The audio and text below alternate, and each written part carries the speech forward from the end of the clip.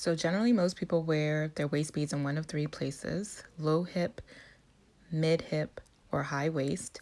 So for this particular tutorial with the gold, she's going to tie at high waist. So you want to fit the beads around where you want them to sit, but leave a little bit of wiggle room so that it's not way too tight. Then you just need to cut the knot from one of the ends of the string so that you can remove the excess waist beads. So just make sure to have a bucket or a trash can or a bowl to catch the beads. Once you remove the excess beads, you want to tie a knot 3 times.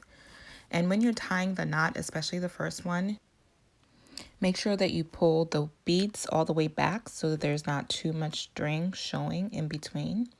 So you just want to make sure you're going to tie it tightly. So you're going to tie the knot 3 times. Try to close the gap of the thread like she's done here.